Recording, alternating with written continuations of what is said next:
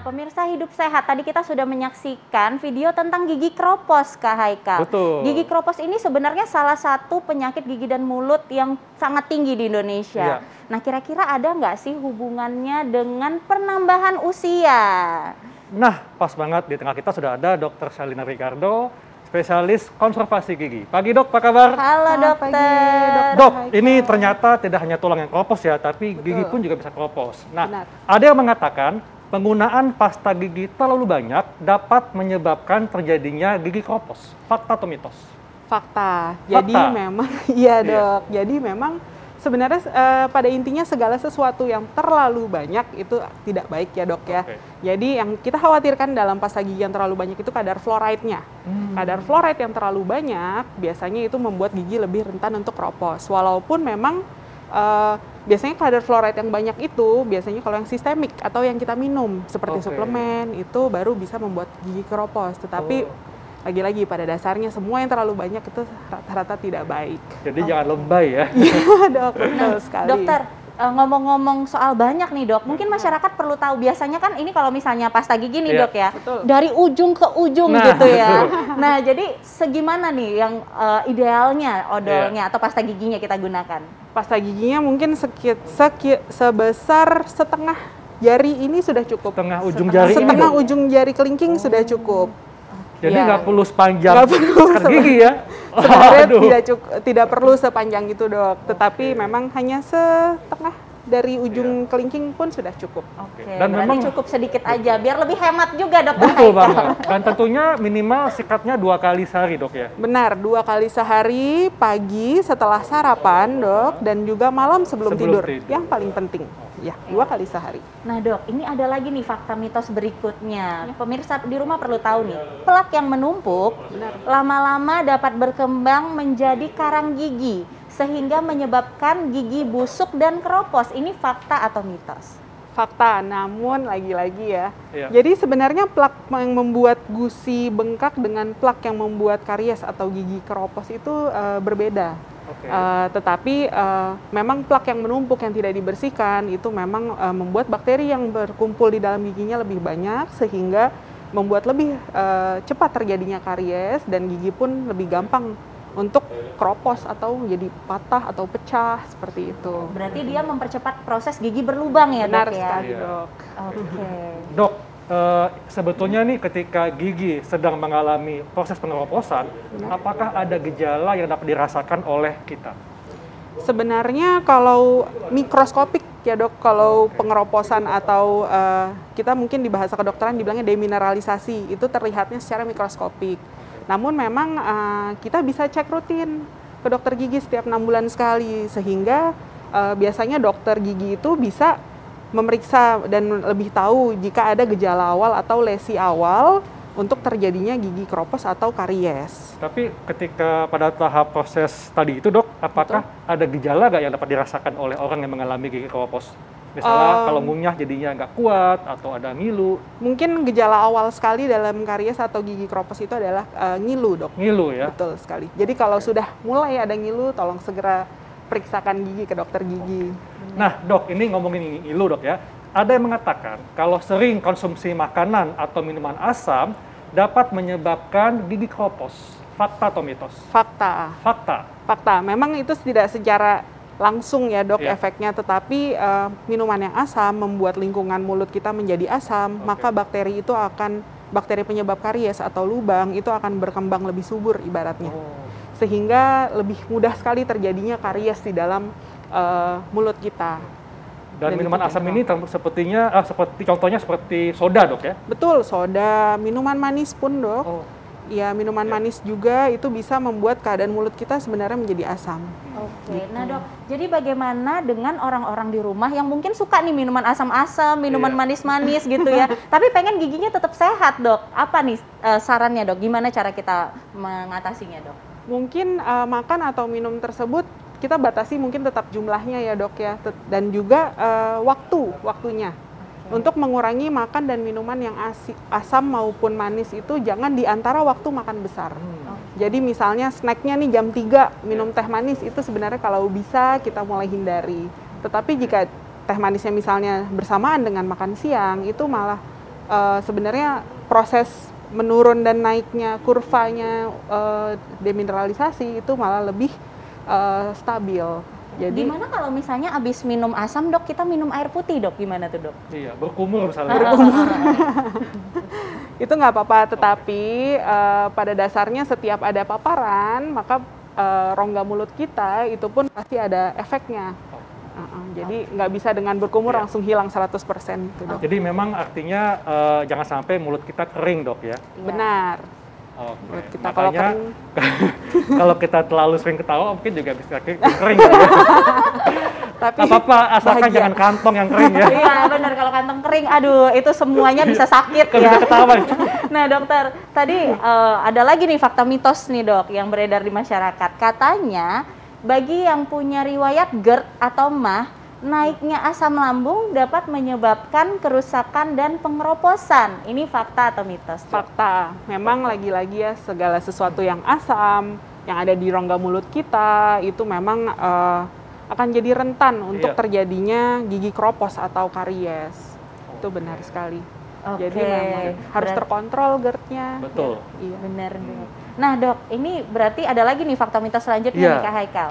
Dok, ini kan banyak banget nih masyarakat yang memakluminya ya. Katanya kalau bertambah usia, gigi itu akan keropos. Fakta atau mitos? Mitos. Mitos. Sebenarnya memang dengan bertambahnya usia banyak kok geriatri ya mungkin atau yang sudah lanjut usia tapi giginya masih bagus, itu banyak sekali. Memang jika kita rawat sejak awal itu proses perusakan atau keropos itu tidak akan terjadi. Betul banget dok. Apalagi gigi ini kan hanya tidak bisa tumbuh lagi dok ya. Artinya kita mesti rawat sedemikian rupa supaya kita bisa tetap bisa menikmati makanan dengan enak ya. Betul. Benar sekali. Oke. Nah, ini ada lagi nih dok, masyarakat perlu tahu nih dok. Pengeroposan gigi umumnya tidak bisa dilihat dengan mata telanjang, sehingga perlu pemeriksaan di dokter. Nah, tadi dokter sempat ngejelasin, tapi mungkin lebih biar lagi, lebih dok. Ini lagi dok. Ya, benar, itu fakta ya. Mungkin kalau pengeroposan yang mikroskopik itu tidak bisa dilihat atau tidak bisa dirasakan oleh pasien secara langsung. Memang harus diperiksakan ke dokter gigi. Benar sekali. Dan memang itu sebaiknya berapa kali dok kita datang ke dokter gigi untuk memeriksakan gigi kita? Setidaknya 6 bulan sekali. 6 bulan sekali ya. Regular Jadi check up. kita datang ke dokter gigi 6 bulan sekali meskipun tidak ada keluhan dok ya? Betul sekali, karena kadang ada yang tidak dirasakan oleh pasien, namun ketika dicek dengan oleh dokter gigi, terlihat beberapa yang memang harus diperbaiki dan juga mencegah itu lebih baik ya. Setuju Jadi banget, pencegahan jauh lebih baik. Apalagi kalau misalnya udah ada keluhan-keluhan ya dok, seperti tadi gigi ngilu dan lain-lain. Nah biasanya nih dok, kalau orang yang mengalami kondisi gigi ngilu, itu dia minumnya itu pakai sedotan. Nah ini fakta atau mitos, menggunakan sedotan ketika minum berkafein, soda dan asam, dapat menghindari pengeroposan gigi. Ini fakta atau mitos dok, tapi tunggu, jangan dijawab dulu biar pemirsa penasaran lagi nih. Tetap bersama kami di Hidup Sehat. Nah, jadi tidak hanya tulang, tapi gigi pun beresiko mengalami pengeroposan saat usia bertambah. Makanya penting sekali bagi kita untuk terus merawat gigi kita dengan mengatur pola makan dan membersihkan gigi sebaik mungkin dok ya. Bener banget. Nah dok, tadi masih ada pertanyaan yang bikin masyarakat bertanya-tanya nih, penasaran. Menggunakan sedotan ketika minum berkafein, soda dan asam dapat menghindari pengeroposan gigi. Ini fakta atau mitos? Baik, ini mitos ya. Jadi lagi-lagi seperti yang tadi kita sudah jelaskan sedikit, kalau memang ini adalah perkara lingkungan mulutnya.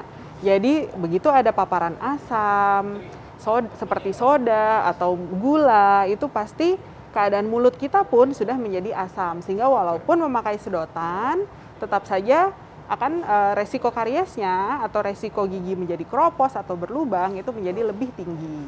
Karena meskipun pakai sedotan tetap cairannya bersentuhan dengan gigi kita dok ya? Betul sekali, dan juga kan di gigi ini ada saliva atau ludah kita yang memang sudah akan bercampur dan ada di lingkungan mulut ini sehingga tetap akan membuat lingkungan mulut menjadi asam. Nah dok, dari tadi tuh Kak Haikal penasaran tuh mengenai mulut kering katanya. Betul. Gimana tuh Kak Haikal? Iya dok, soalnya ada yang mengatakan kalau kita mengunyah permen karet bebas gula setelah makan, baik untuk membilas asam penyebab gigi keropos. Ini fakta atau mitos? Ini fakta ya. Jadi memang mengunyah permen karet yang berbahan dasar xilitol atau yang bebas gula itu memang bisa menstimulasi saliva atau kelenjar air liur kita agar mengeluarkan lebih banyak air liur, dan air liur yang keluar ketika distimulasi itu bisa menurunkan pH atau keasaman di dalam mulut kita.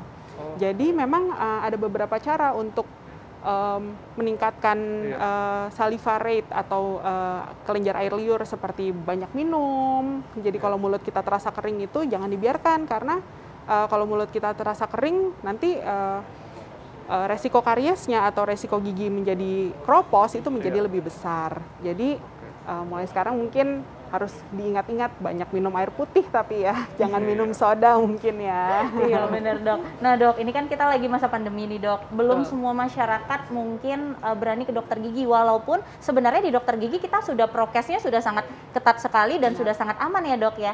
Bagaimana nih tipsnya buat masyarakat setidaknya di rumah dia bisa menjaga kesehatan gigi dan mulutnya? Mungkin sebagai standarnya ya tadi sikat gigi secara rutin ya, sehari 2 kali, pagi setelah sarapan dan juga malam sebelum tidur. Namun tetap pemeriksaan, mungkin bisa periksa sendiri jika misalnya merasa ada ngilu atau di giginya ada kehitaman, atau misalnya lagi makan ada yang tersangkut. Nah itu harus segera mencari dokter gigi untuk segera diperiksakan. Jadi jangan tunggu sampai sakit. Karena jika sudah sampai sakit, itu perawatannya biasanya tidak simpel lagi. Harus jadi bolak-balik, atau jadi harus perawatan saluran akar gitu. Jadi bukannya hanya penambalan saja gitu. Dan juga ini kan kita pencegahan untuk long term atau masa yang panjang ya. Jadi memang gigi ini, tadi Dokter Haikal sudah sampaikan, gigi ini nggak ada gantinya lagi nih. Sudah keluar gigi permanen, itu nggak akan ada gantinya sampai kita sampai kapan? Jadi harus dicintai dok ya. Betul, harus disayang-sayang banget, betul sekali banget. Dan jangan lupa sebelum sakit pergilah ke dokter gigi, karena kalau udah sakit, udah perawatannya lama, duitnya juga bertambah ya dok ya. Nah, terkait dengan pola makanan dok, makanan dan minuman apa saja yang dapat membantu untuk menjaga atau meningkatkan kesehatan gigi? Kalau makanan dan minuman itu biasanya semua yang berserat seperti buah, sayuran itu akan baik sekali untuk mencegah dan juga menyehatkan stalin badan ya gigi kita juga ya. Jadi serat itu ketika kita makan itu punya efek self cleansing atau membersihkan gitu makanan yang berserat. Tapi kalau misalnya makanan yang lunak-lunak terus atau kita sering makan junk food itu malah akan menjadi pelikel atau plak yang menempel. Oke, baik dok, terima kasih untuk penjelasannya. Sangat manfaat sekali dokter Nisa ya. Iya benar banget. Dan nggak terasa 1 jam kita sudah membahas semua hal ini, dan saatnya kami pamit. Tidak terasa ya kak ya, memang ya. Padahal kita masih mau ngobrol-ngobrol ya dok ya. Nah jangan lupa saksikan Hidup Sehat setiap hari Senin sampai Jumat jam 9 sampai jam 10 pagi hanya di TV One. Betul, dan setelah ini akan ada tayangan mengenai sejarah unik kedokteran gigi. Saya Dr. Haikal. Saya Dr. Tengku Anissa. Indonesia hidup sehat.